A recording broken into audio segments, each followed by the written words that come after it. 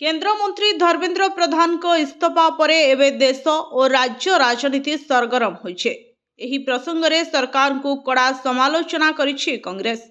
PCC सभापति भक्तचरण दास कहिसेंति जे JNG आंदोलन पर बीजेपी रो काउंटडाउन आरंभ हो जाइछे एवं सरकार रो पतन एबे सुनिश्चित। धर्मेन्द्र प्रधान खुशी नुहे बरं चापरे पड़ी इस्तीफा दैछन्ति बोली से दाबी करछन्ते। भुवनेश्वर रे आयोजित एक सांबादिक सम्मेलन में भक्तदास कहिसेंति जे बीजेपी सरकार गरीबों पई थिबा योजना को बंद कर देइछे एवं युव समाज को अणदेखा करिछे। राहुल गांधी को आंदोलन पर देशर युव समाज भितरे नुआ आशा संचार होइछे। युवक माने आज निज हक पई स्वर उत्तोलन करछन्ते। पिला माने निज उपरे भरोसा रखी हेउथुबा अत्याचार एवं शिक्षा व्यवस्था रे अव्यवस्था को नहीं सारा देश में बीजेपी विरोध में असंतोष बढ़िबारे लगिछे।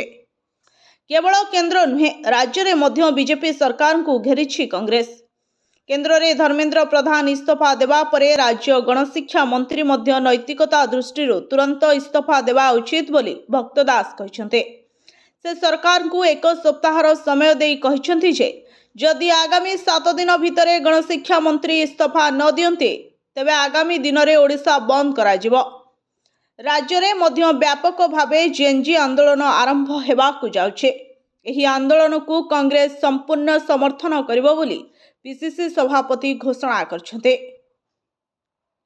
आंदोलनकारी युवक मानक सह कांग्रेस दृढ़ भावे छिड़ा हेबो एवं एही आंदोलनर समस्त खर्च राज्य कांग्रेस बहन करिवो बोली से कहिसन्ते।